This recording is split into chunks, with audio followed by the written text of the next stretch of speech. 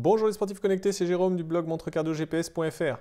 Qui a déjà couru un marathon avec une montre GPS qui n'affichait pas 42,195 mètres à l'arrivée? Le pire, c'est que les erreurs de votre montre GPS vous ont peut-être fait rater votre objectif, que ce soit un record personnel sur une course ou une barrière horaire sur un ultra.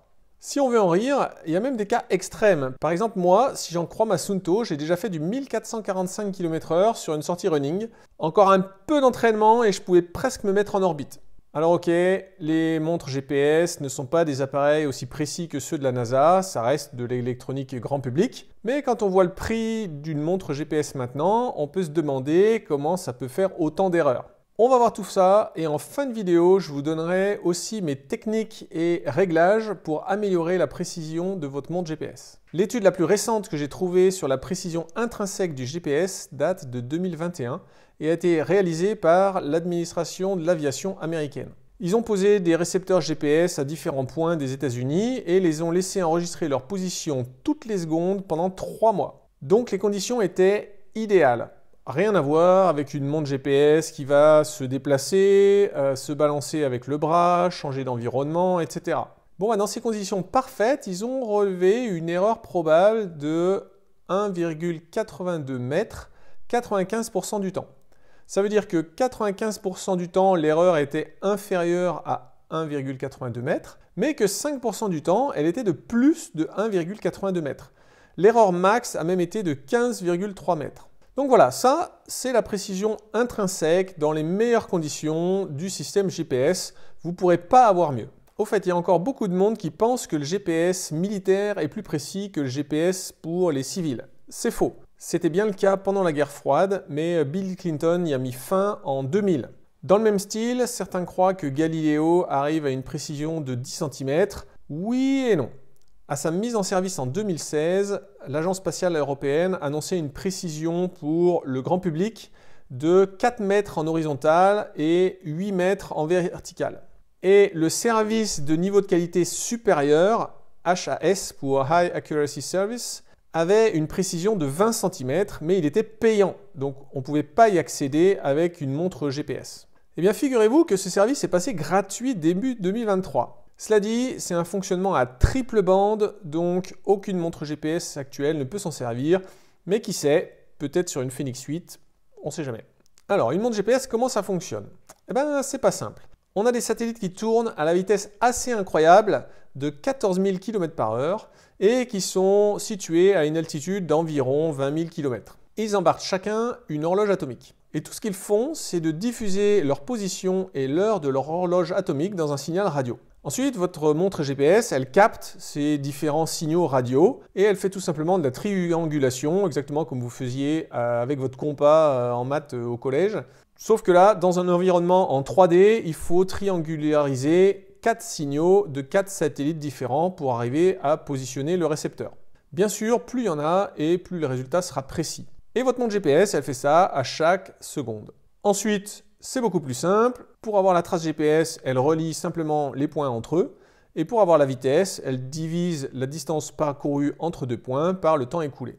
Jusqu'à maintenant, j'ai parlé de GPS, mais en fait, ça fait plusieurs années que les montres GPS peuvent utiliser plusieurs systèmes pour se localiser. Le terme générique pour tout ça, c'est GNSS, pour Global Navigation Satellite System, c'est-à-dire le système global de navigation par satellite. Il y en a 4. Il y a le GPS, qui est le système américain, le GLONASS, qui est le système russe, le Beidou, qui est le système chinois, et Galileo, le système européen. Après, il existe d'autres systèmes de navigation par satellite, mais ils ne sont pas globaux, c'est-à-dire qu'ils ne couvrent pas la totalité de la surface de la Terre. C'est IRNSS pour l'Inde et QZSS pour le Japon. Votre montre GPS se débrouille donc avec tout ça, et pour une utilisation sportive, on parle souvent d'une erreur de 1 à 3%. Il n'y a aucune étude là-dessus, c'est une estimation grossière. Disons que si votre montre GPS fait des erreurs de plus que ça, il faut peut-être la renvoyer au SAV. Mais si sur une sortie, elle vous fait une erreur dans cette fourchette, même si ça vous énerve, ben ça reste normal et il faut l'accepter. Il faut bien voir que rien que 1% d'erreur sur 10 km, ça fait 100 mètres. Et sur un marathon, ça fait déjà plus de 400 mètres. Alors, il ne faut pas s'énerver tout de suite et il faut analyser la trace GPS pour essayer de comprendre. Quelles sont les sources d'erreur? Premièrement, une mauvaise accroche GPS. Ça, c'est au départ, avant même de partir faire sa séance de sport. Si on ne laisse pas assez de temps à la montre GPS de faire la triangulation de départ proprement, eh bien, elle ne peut pas savoir où elle est et d'où elle part. Et une toute petite erreur au départ va mettre longtemps à être gommée. Dans l'étude sur la précision GPS, le nombre moyen de satellites visibles dans le ciel était de 11-12. Et votre montre GPS, je l'ai dit, il lui en faut au moins 4. Donc il faut lui laisser le temps de les trouver. Ah oui, parce que 11-12, c'est dans les conditions de l'étude, donc dans un environnement complètement dégagé, quand la montre voit tout le ciel au-dessus. Mais il suffit qu'il y ait une montagne d'un côté, un immeuble de l'autre, ou n'importe quoi qui cache certains satellites, et la montre ne pourra plus recevoir leur signal. C'est la deuxième source d'erreur. Ah oui, parce que le signal GPS, je l'ai dit, c'est un système radio de faible puissance. C'est-à-dire qu'il ne traverse rien. Il ne traversera pas les montagnes si vous êtes dessous dans un tunnel. Il ne traversera même pas le toit d'un immeuble et il ne pénètre pas dans l'eau. Ce qui pose d'ailleurs de gros problèmes en natation. Par exemple, si vous nagez la brasse dans la mer, votre montre GPS, elle est tout le temps sous l'eau et donc elle ne captera jamais le signal GPS. Vous ne pouvez rien y faire, c'est comme ça. À savoir qu'en crawl, ça reste difficile, mais elle peut le faire pendant le court laps de temps où elle sort de l'eau. C'est un signal tellement faible qu'il suffit même de plusieurs couches de feuilles pour le bloquer. Vraiment, je rigole pas. Il suffit d'aller courir dans la forêt pour que la précision GPS soit moins bonne à cause des feuilles d'arbres au-dessus de votre tête. C'était très visible par exemple à l'époque sur les Phoenix 5, dont la précision GPS se dégradait fortement dès qu'on était en forêt. Et moi, j'ai même déjà été en Guyane et dans la jungle, sous les arbres, on capte carrément pas du tout le GPS. Ensuite, il y a la position de l'antenne. Ça capte mieux si l'antenne est bien à plat que si elle est tournée sur le côté. C'est pour ça que pendant des années, Suunto a déporté l'antenne GPS sur ses Ambit à la base du bracelet, comme ça. Quand on est dans une position naturelle pour courir, l'antenne était tournée vers le ciel. Après, il y a le problème du multitrajet. Les satellites, ils n'envoient pas leur signal spécifiquement vers votre montre. Ils émettent dans toutes les directions. Et comme je vous l'ai dit, le signal ne pénètre dans rien du tout, mais c'est même pire que ça, il peut rebondir sur des surfaces. Exactement comme les rayons de la lumière dans un miroir. Ça aboutit à ce que le signal parti d'un satellite peut arriver à votre montre en suivant plusieurs chemins.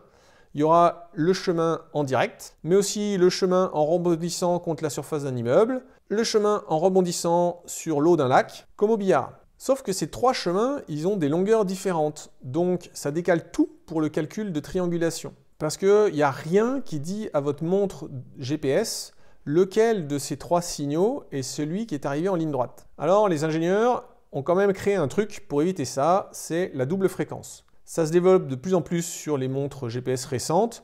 L'idée est que chaque satellite émet deux signaux sur deux fréquences différentes, L1 et L5. Ces fréquences différentes ne rebondissent pas de la même manière et donc lorsque la montre les reçoit, elle est capable, en comparant les signaux, de supprimer ceux qui ont rebondi pour ne garder que ceux qui sont arrivés en direct. Concrètement, ça marche et ça améliore grandement la précision en ville et plus généralement dans tous les environnements assez obstrués comme les montagnes.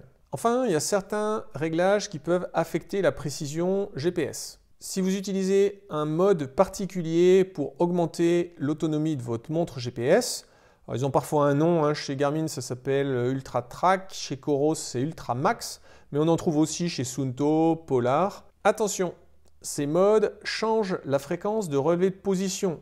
Et au lieu d'avoir un point à chaque seconde, vous pouvez passer à un point toutes les minutes. Et comme votre montre, elle va tracer un trait droit entre deux points, vous comprenez bien que si vous n'allez pas en ligne droite, ça va faire de grosses erreurs par rapport à votre itinéraire réel. Moi, je déconseille toujours ces modes, j'en parle quasiment jamais dans mes tests parce qu'ils sont inutiles tellement ils sont imprécis. Ça ne sert à rien de vous vendre une autonomie de fou avec un mode tellement imprécis que vous ne pourrez jamais vous en servir. Et puis, il y a des réglages plus fourbes, comme le verrouillage sur route de Garmin. Au départ, l'idée est bonne, et c'est d'ailleurs utilisé sur tous les GPS de voiture. Si votre GPS embarque une cartographie, alors il peut corriger les erreurs du GPS en vous positionnant sur une route sur la carte. Concrètement, si le point calculé par la triangulation tombe dans l'accotement au bord d'une route, l'algorithme il va faire un petit décalage et il va vous positionner sur la route. Le problème, c'est que si l'erreur est telle que le point GPS tombe entre deux rues, parce que c'est souvent en ville que je l'ai vu, ben l'algo, il va peut-être vous positionner sur la mauvaise rue. Et donc l'erreur, elle sera encore plus grande que s'il n'y avait pas eu d'algorithme de correction. Bref, vous l'avez compris, je l'ai testé au début parce que c'était nouveau et maintenant je le déconseille.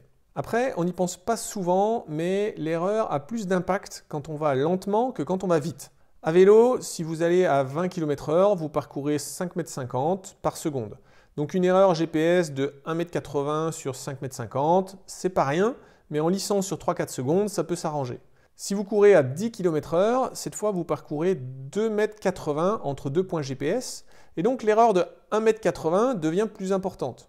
Et en randonnée, c'est encore pire, parce qu'à 5 km/h, vous parcourez 1,40 m en une seconde, sauf que pendant ce temps-là, votre montre GPS va peut-être faire une erreur de 1,80 m. Ça se voit sur tous mes tests de précision, les traces GPS à vélo sont toujours meilleures qu'en course à pied, et c'est toujours en randonnée qu'elles sont les plus pourries. Je vais juste faire une parenthèse sur le protocole de mesure de la distance d'une course officielle. Parce que c'est ça qu'on compare en général, hein, on n'est pas content de la distance affichée sur notre montre par rapport à la distance annoncée sur une course officielle. Ben, il faut dire que ce protocole il est assez fou de précision. Le mesureur il va utiliser une roue dont il connaît la circonférence et ensuite il va compter les tours. Si possible, il va utiliser une roue qui n'est pas en métal parce que le métal se dilate à cause de la chaleur, donc ça veut dire que la circonférence de la roue elle pourrait être plus grande quand il fait chaud que l'hiver quand il fait froid. Déjà rien que ça, c'est assez dingue. Ensuite, il va calibrer sa roue, c'est-à-dire qu'il va vérifier sur une distance mesurée, par exemple de 100 mètres, que quand il fait rouler sa roue, il mesure bien 100 mètres. Ensuite, il va parcourir tout le parcours de la course en passant à la corde dans chaque virage. Et précisément, la corde, c'est en fait à 30 cm du bord de la route, parce qu'on ne peut pas exactement courir à ras d'un mur. Il va ensuite repasser une deuxième fois dans l'autre sens pour être sûr de la distance mesurée. Et à la fin, il recule la ligne d'arrivée de 0,1% de la distance. L'idée derrière ça, c'est d'être sûr que le vainqueur de la course, qui va peut-être battre le record du monde si c'est sur un marathon ou du 10 km si c'est sur un 10 km, eh bien, on sera sûr qu'il aura parcouru au moins la distance de 42 km 195 ou au moins la distance de 10 km, puisqu'on a rajouté un tout petit peu à la distance mesurée. Maintenant qu'on sait tout ça, et d'ailleurs, si vous avez appris des choses, sachez que cette vidéo fait partie d'une playlist comment ça marche, pourquoi ça marche pas, et que vous pouvez vous abonner à la chaîne et aller voir les autres vidéos de cette playlist pour apprendre plein de trucs intéressants sur votre montre GPS. Ben justement, maintenant qu'on sait tout ça, comment bien régler sa montre GPS? Premièrement, il faut toujours, et je dis bien toujours, attendre que votre montre GPS accroche le signal avant de partir. Ne partez jamais avant que ça passe au vert. Même si ça dure une minute, même s'il fait froid dehors ou qu'il pleut, si vous commencez à bouger avant que la triangulation soit faite, eh ben vous changez de position, donc la montre elle doit recommencer ses calculs et ça va mettre un temps incroyable à redevenir précis. Pour accélérer cette accroche GPS, la montre peut utiliser des données AGPS, c'est Augmented GPS, qui lui sont transmises à chaque synchronisation. Donc c'est le deuxième conseil. Faites une synchronisation au moins tous les 7 jours. C'est en général la plage qu'utilise chaque marque. Et si vous faites un voyage, refaites une synchronisation une fois que vous êtes arrivé à votre lieu de destination. Plus vous allez loin et plus c'est important de le faire. Ensuite, le réglage des systèmes GNSS. Franchement, entre GPS seul ou GPS plus Galileo, j'ai jamais noté de franche différence de précision. Maintenant, les montres plus récentes ont un mode multi-GNSS qui peut utiliser tous les systèmes en même temps.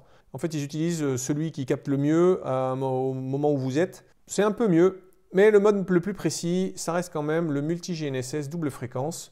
Mais attention, ça réduit fortement l'autonomie parce que la montre, elle scanne beaucoup plus de fréquences pour recevoir beaucoup plus de signaux de beaucoup plus de satellites. Ça, c'est pour améliorer la trace GPS. Mais après, il y a d'autres moyens d'améliorer la précision des données d'allure et de vitesse qui sont affichées à l'écran de votre montre GPS en direct. Premièrement, vous pouvez coupler un capteur de foulée, un footpod. C'est un capteur qui se positionne sur la chaussure et qui est donc beaucoup plus réactif que le GPS pour mesurer les variations d'allure. Donc c'est top pour le fractionné par exemple. Si vous faites du fractionné sur piste, vous pouvez utiliser le mode piste d'athlétisme. Si vous avez une Garmin, une Coros ou une Amazfit, alors elle intègre un algorithme spécial qui va utiliser les autres capteurs de la montre, l'accéléromètre et le gyroscope, pour remplacer le GPS. En gros, ça permet à la montre de détecter les virages et les lignes droites sur une piste, et comme elle sait qu'un tour sur le premier couloir fait 400 mètres, eh bien c'est plus précis que le GPS. Sur une course, moi je recommande aussi d'utiliser l'allure moyenne au tour plutôt que l'allure instantanée. Alors il suffit de régler un tour automatique de 1 km, de remplacer le champ de données allure par allure au tour, et ça gomme toutes les petites fluctuations liées aux imprécisions, tout en étant suffisamment juste pour pouvoir viser votre objectif. Sur Garmin, il y a une application qui est géniale pour les jours de course et qu'on peut télécharger sur Connect IQ. Elle s'appelle Race Screen. Ce qui fait qu'elle est géniale, c'est qu'elle permet de corriger la distance calculée par la montre. À chaque fois que vous passez devant un panneau kilométrique, un panneau officiel qui jalonne le parcours de la course, un appui sur le bouton Lap va corriger le champ de distance qui s'affiche sur votre montre. C'est-à-dire que si vous passez au 15e kilomètre et que votre montre affiche 15,1 parce qu'elle a fait une erreur de 100 mètres, vous appuyez sur Lap et elle va afficher 15 km. Comme ça, pas de mauvaise surprise avec une montre qui vous annonce que l'arrivée est dans 800 mètres alors qu'il vous reste 1 km à faire. Chez Suunto, ils ont un algorithme qui s'appelle Suivre tracé qui permet de corriger les erreurs GPS lorsqu'on suit un itinéraire.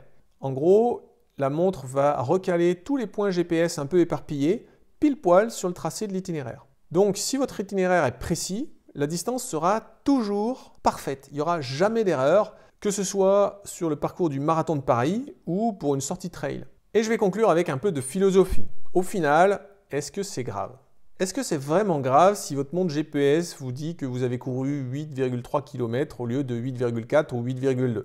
Ça ne changera strictement rien au bénéfice de votre entraînement. Là où je peux comprendre que ça soit rageant, c'est que votre montre vous a induit en erreur sur une course et que vous avez raté votre record personnel parce que la ligne d'arrivée était un petit peu plus loin que prévu d'après votre montre. Mais même là, si vous aviez du jus, c'était à vous d'accélérer au lieu de suivre ce que disait votre montre GPS. Je vous rappelle, c'est vous le cerveau, c'est pas votre montre.